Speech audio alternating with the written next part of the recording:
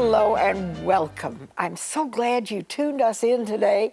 We have a busy half hour ahead and lots of good information to share with you. And a little bit later on, David Nardone is going to be with me on something brand new, fellow countrymen. And we're going to find out. The outreach is tremendous to help vets who are coming back and they need assistance. They need sometimes just plain old cheering up. But we're going to bring you all about that, and we have a phone number for you. But right now, I have somebody very special here. Julie Caswell is here, and she is here on behalf of Positive Effects Dog Trainer. Now, you're a dog trainer, and you brought along, I must say, a very well-behaved guest. Well, she's doing pretty good today. Precious. So how did you get into this? I've always owned dogs, and I've loved dogs all my life. And I was working at a law firm, and I was just getting really stressed out with the job and the work that I was doing. And so I looked into online companies that I could train with, and I started training, going through school, and then I mentored with a local trainer here. And that was it. I just started dog training. Well, you know, so many times people in good faith, they see a puppy and they bring it home, or it's Christmas time and, oh, wouldn't it be wonderful to have a puppy under the Christmas tree? And then the holidays are gone and the puppy's there. Right. And so you have to plan ahead. Definitely, you have to plan ahead. One thing you absolutely have to have is either an X-pen or a crate. You have to be able to confine the puppy when you can't watch them. If they have free roam of the house, they're going to chew things up. Sure. Shoes, electrical cords, furniture, and it's dangerous for them also. I mean, if they're chewing on an electric cord that's plugged in, that's very dangerous. Yeah. And they're going to have accidents all over the house if you're not watching them. So when you're not able to watch them, you put them in either an X-pen or a crate so that they can't do the things they shouldn't do. A lot of training is trying to avoid allowing them to do the wrong things. Because He wants to be heard on TV. You're going to talk, aren't you? Okay, so you don't actually adopt animals and take care of them. I don't. That's not your thing. No, you train them. I train them. You train. Right. So someone who has gotten a pet, and sometimes it can be overwhelming.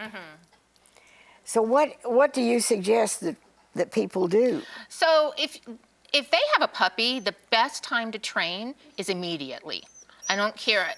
8 weeks old, you can still train that puppy. So puppies don't have any attention span, but they learn very well. So you can immediately start training them on trade it, potty, going outside to go to the bathroom, teaching them sit, just start with some of the basics. If the puppy doesn't listen to you at all, you're in trouble.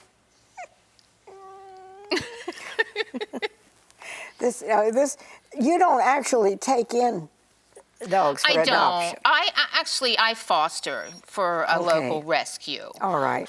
So when I get foster puppies, I work really hard on their house training, teaching them to not chew on inappropriate items, getting them used to a collar and a leash.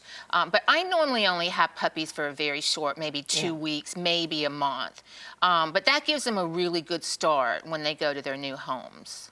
You know, I've often said, if you want a puppy or a kitten or whatever, you know, instead of going and paying a lot of money at some breeder, unless you want to show that animal, there are hundreds of animals. Go to the Humane Society and adopt a pet, and you won't be sorry.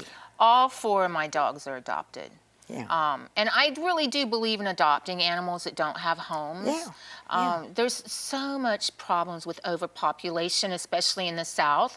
And you're really helping to save a dog if you've adopted somebody. Yeah. Well, we have a phone number, 864-633-6570, and I'll keep that here if you didn't get it. But if you have a pet and you think maybe that pet needs to be trained a little bit more, here's the lady who knows how to do it and do it effectively. Right. exactly. And it's not a long-term commitment. It's not. It's, I can teach a lot in 6 sessions. Okay. And my goal, I use a positive approach. I reward the dogs for doing the correct thing, and I teach them what the correct thing is.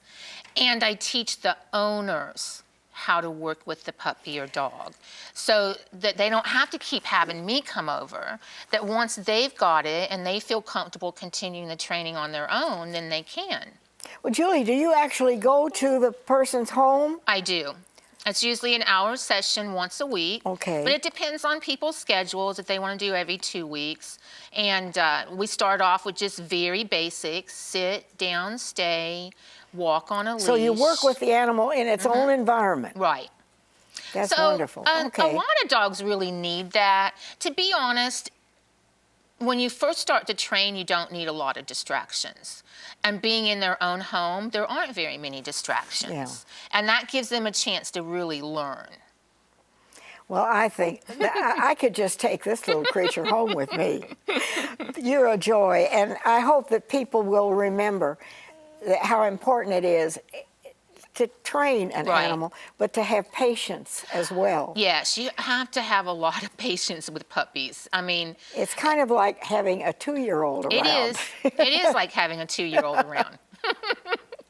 Well, will you come back sometime and share more with us? Sure. Okay. And I'll keep that information here. And I think we almost put this little creature to sleep. Julie, thank you so much. Positive effects dog training.